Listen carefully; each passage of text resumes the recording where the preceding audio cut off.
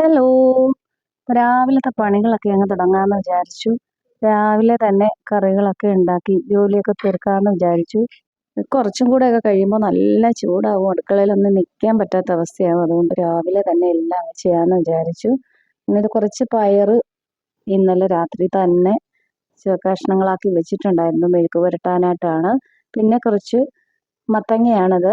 ഇന്ന് മത്തങ്ങ എരിശ്ശേരി വെക്കാമെന്ന് വിചാരിച്ചു. വൻപയർ രാത്രി തന്നെ വെള്ളത്തിലിട്ട് വെച്ചിട്ടുണ്ടായിരുന്നു. അപ്പോൾ ഞാൻ ഇതങ്ങ് ആവി കയറ്റാനായിട്ട് പോവുകയാണ്. അപ്പോൾ പയറിലേക്ക് കുറച്ച് ഉപ്പ് പൊടി ഇട്ട് കൊടുക്കുന്നുണ്ട്. ആവി കയറ്റുമ്പോൾ കുറച്ച് ഉപ്പ് ചേർത്ത് കൊടുക്കുന്നത് നന്നായിരിക്കും. ഇല്ലെങ്കിൽ ഈ പയറിലൊന്നും ഉപ്പ് പിടിക്കുകയില്ല. വേറെ പച്ചക്കറി പോലെയൊന്നുമല്ല, പയർ പ്രത്യേകിച്ച് അങ്ങനെയുണ്ട്. അതുകൊണ്ടാണ് പയറിൽ ഉപ്പ് ചേർത്ത് ആവി കയറ്റാനായിട്ട് വെച്ചത്. സ്റ്റൗവൊക്കെ ഓൺ ചെയ്ത് കൊടുത്തിട്ടുണ്ട്. അപ്പുറത്ത് ബർണറിലിരിക്കുന്നത് ചോറാണ് കേട്ടോ. പിന്നെ ഞാൻ ദോശയുടെ ബാറ്റർ മേടിച്ചിട്ടുണ്ടായിരുന്നു. ദോശ ഉണ്ടാക്കാനായിട്ട് മാവൊന്ന് ഉപ്പൊക്കെ ചേർത്ത് വെച്ചതാണ്. കുറച്ച് മാവ് മാത്രമേ ഞാൻ എടുത്തിട്ടുള്ളൂ. കുറച്ച് ഉപ്പൊന്നും ചേർക്കാതെ മാറ്റി വെച്ചിട്ടുണ്ട്, നാളെ എടുക്കാമെന്ന് വിചാരിച്ചു. അപ്പോൾ ഇതിലേക്ക് കുറച്ച് പഞ്ചസാര ചേർത്ത് കൊടുക്കുന്നുണ്ട്. കാരണം കുറച്ച് പുളി കൂടുതലാണ്. പുളി ഒന്ന് ബാലൻസ് ചെയ്യുന്നതിന് വേണ്ടിയിട്ടാണ് കുറച്ച് പഞ്ചസാര ഇട്ട് കൊടുത്തത്. പഞ്ചസാര ഇട്ട് കൊടുക്കുമ്പോൾ വളരെ കുറച്ച് മാത്രമേ ചേർത്ത് കൊടുക്കാൻ പാടുള്ളൂ. ഒരുപാട് പഞ്ചസാരയൊന്നും ഇട്ട് കൊടുക്കരുത്. ഇനി ഇതിലേക്ക് ഉപ്പും കൂടെ ചേർത്ത് അങ്ങ് ഇളക്കി വെക്കാമെന്ന് വിചാരിച്ചു. നമ്മുടെ പയറൊക്കെ നന്നായിട്ട് കുതിർന്ന് വന്നിട്ടുണ്ട്. അത് പയർ കഴുകി വാരി എടുത്തിട്ടുണ്ട്. മത്തങ്ങയും കുക്കറിലേക്ക് ഇട്ട് കൊടുത്ത് ആവശ്യത്തിനുള്ള ഉപ്പും ഒരു 1/4 ടീസ്പൂൺ മഞ്ഞൾപ്പൊടിയും ചേർത്തിട്ട് നമ്മൾ സ്റ്റൗവിലേക്ക് വെക്കാനായിട്ട് പോവുകയാണ്. ഒരു തണ്ട് കറിവേപ്പില കൂടി ഇതിലേക്ക് ഇട്ട് കൊടുക്കുന്നുണ്ട്. എരിശ്ശേരി ഉണ്ടാക്കുന്ന വീഡിയോ ഒക്കെ ഞാൻ ചെയ്തിട്ടുണ്ടെന്നാണ് എൻ്റെ ഒരു ഓർമ്മ.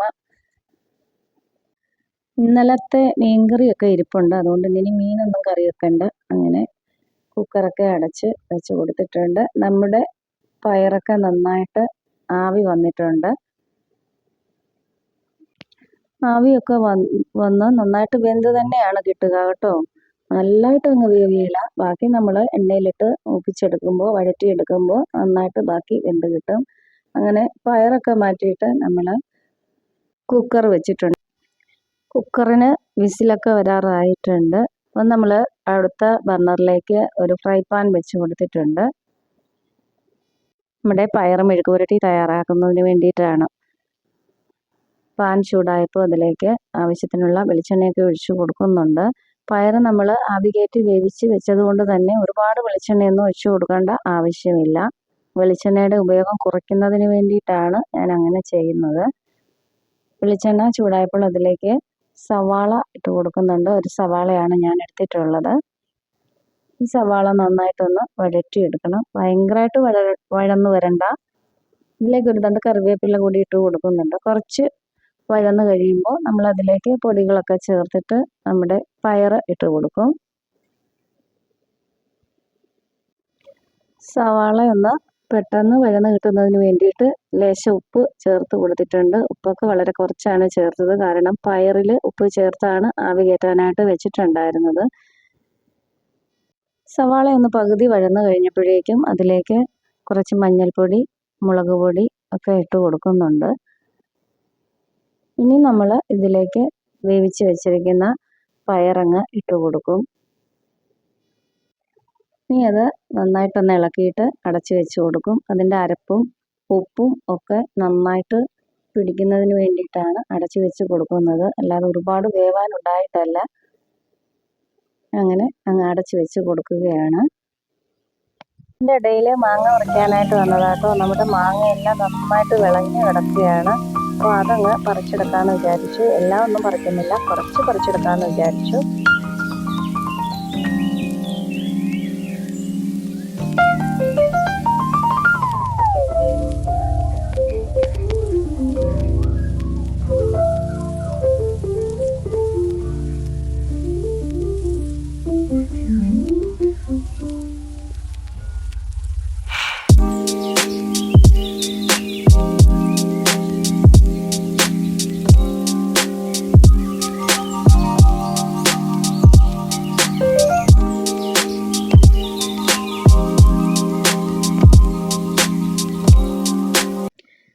നമ്മുടെ പയർ മെഴുക്ക് പുരട്ടിയൊക്കെ റെഡി ആയിട്ടുണ്ട്. ഇനി മെഴുക്ക് പുരട്ടിയൊക്കെ ഉണ്ടാക്കുമ്പോൾ ഇങ്ങനെ ഒന്ന് ചെയ്ത് നോക്കണം കേട്ടോ. പെട്ടെന്ന് റെഡിയായി കിട്ടുകയും ചെയ്യും. വെളിച്ചെണ്ണയുടെ ഉപയോഗവും നമുക്ക് കുറയ്ക്കാനായിട്ട് പറ്റും. ഇനി ഒരു പാൻ സ്റ്റൗവിലേക്ക് വെച്ച് കൊടുക്കുന്നുണ്ട്. കുറച്ച് മീൻ ഇരിപ്പുണ്ടായിരുന്നു, ചാളയാണ്, അതൊന്ന് വറുത്തെടുക്കാമെന്ന് വിചാരിച്ചു. മെഴുക്ക് പുരട്ടിയൊക്കെ ഒരു പാത്രത്തിലേക്ക് മാറ്റുകയാണ്. ഞാൻ എല്ലാ ദിവസവും എല്ലാ കറികളും ഇങ്ങനെ തന്നെയാണ് ചെയ്യാറുള്ളത്. എന്നിട്ട് ഉണ്ടാക്കിയ പാത്രം ഉടനെ തന്നെ അങ്ങ് കഴുകി വെക്കും. അപ്പോൾ പിന്നെ രാത്രിയിൽ ഒരുപാട് പാത്രങ്ങളൊന്നും കഴുകേണ്ടതായിട്ട് വരത്തില്ല. അതിന് വേണ്ടിയിട്ടാണ് ഇങ്ങനെ ചെയ്യുന്നത്. നമ്മുടെ പാനിൽ വെളിച്ചെണ്ണയൊക്കെ ഒഴിച്ച് കൊടുത്തിട്ടുണ്ടായിരുന്നു. എണ്ണ ചൂടായപ്പോൾ അതിലേക്ക് കുറച്ച് കറിവേപ്പില കൂടി ഇട്ട് കൊടുക്കുന്നുണ്ട്. കറിവേപ്പിലയൊക്കെ ഇട്ട് കൊടുത്തതിന് ശേഷം മീൻ വെച്ച് കൊടുക്കുന്നുണ്ട്. മുമ്പൊന്നും ഞാനിങ്ങനെ കറിവേപ്പിലയൊന്നും ഇട്ടിട്ടല്ലായിരുന്നു മീൻ വറുത്തെടുക്കുന്നത്. പിന്നീട് ഓരോ ചാനലുകളിലൊക്കെ കണ്ടതിന് ശേഷമാണ് ഞാൻ ഇങ്ങനെ ചെയ്യാൻ തുടങ്ങിയത്. അപ്പോൾ നല്ലൊരു ടേസ്റ്റും വെളിച്ചെണ്ണയും കറിവേപ്പിലയും എല്ലാം കൂടെ മുത്തിട്ടൊരു നല്ലൊരു മണവും ഒക്കെ ആയിരിക്കും, നല്ലൊരു ടേസ്റ്റുമായിരിക്കും. നമ്മൾ ദോശ ഉണ്ടാക്കാനായിട്ട് പോവുകയാണ്. പാൻ ചൂടായപ്പോൾ അതിലേക്ക് നെയ്യ് തൂത്ത് കൊടുക്കുന്നുണ്ട്. ഞാൻ കുറേ വർഷങ്ങൾക്ക് ശേഷമാണ് ഇങ്ങനെ പാക്കറ്റ് മാവ് മേടിക്കുന്നത്. നമ്മളങ്ങനെ മേടിക്കാറൊന്നുമില്ല, വീട്ടിൽ തന്നെ പച്ചരി അരച്ചാണ് ഉണ്ടാക്കാറുള്ളത്. ഒരു പ്രത്യേക സാഹചര്യത്തിൽ അങ്ങ് വാങ്ങിയതാണ്. മുമ്പ് ഒന്ന് വാങ്ങിയിട്ടുണ്ട്, അപ്പോൾ എനിക്കത്ര ഇഷ്ടപ്പെട്ടില്ല, അത്ര ടേസ്റ്റ് ഒന്നും ഉള്ളതായിട്ട് തോന്നിയില്ല. അതുകൊണ്ട് പിന്നീട് വാങ്ങിയിട്ടുമില്ല. അപ്പോൾ ഇപ്പോൾ കുറച്ച് നാളുകൾക്ക് ശേഷമാണ് ദോശമാവ് വാങ്ങുന്നത്. ഇഡ്ഡലിക്കും ദോശയ്ക്കും ഒക്കെ ഉണ്ടാക്കാൻ പറ്റുന്ന മാവാണ് കേട്ടോ. നമ്മുടെ മീനൊക്കെ റെഡി ആയിട്ടുണ്ട്, നന്നായിട്ട് മുരിഞ്ഞൊക്കെ വന്നിട്ടുണ്ട്. നമുക്ക് ഉച്ചയ്ക്ക് കഴിക്കാനായിട്ട് വേറെ മീൻകറി ഇരിപ്പുണ്ട് കേട്ടോ. ഇന്നലെ മൺകടയാണ് കിട്ടിയത്, അത് തേങ്ങ വറുത്തരച്ച് വെച്ചതൊക്കെ ഇരിപ്പുണ്ട്. അപ്പോൾ ചേട്ടായിക്ക് കൊണ്ടുപോകാനായിട്ട് ചോറും കറികളും ഒക്കെ എടുത്ത് വെച്ചിട്ടുണ്ട്.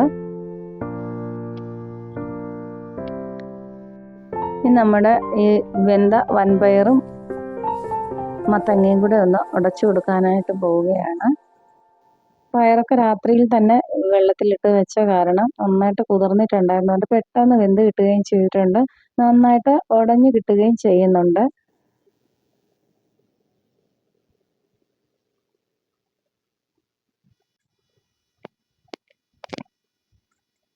ഇന്ന് ദോശയ്ക്ക് വേറെ കറിയൊന്നും ഇല്ല കേട്ടോ. ഇന്ന് ചമ്മന്തിയാണ്, നല്ല തേങ്ങാ ചമ്മന്തിയും ദോശയും ആണ് ഇന്ന് രാവിലെ ബ്രേക്ക്ഫാസ്റ്റിന്.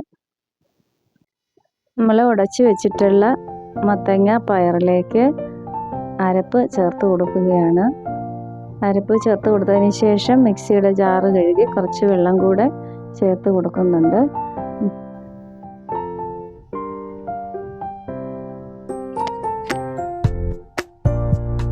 ഇനി ഇതൊന്ന് നന്നായിട്ട് തിളച്ച് വരണം. അതിനുശേഷം നമുക്ക് ഉള്ളിയും തേങ്ങയും മൂപ്പിച്ച് ചേർക്കാനുള്ളതാണ്. അതിന് വേണ്ടിയിട്ട് ഒരു ഫ്രൈ പാൻ സ്റ്റൗവിലേക്ക് വെച്ച് കൊടുത്തിട്ടുണ്ട്.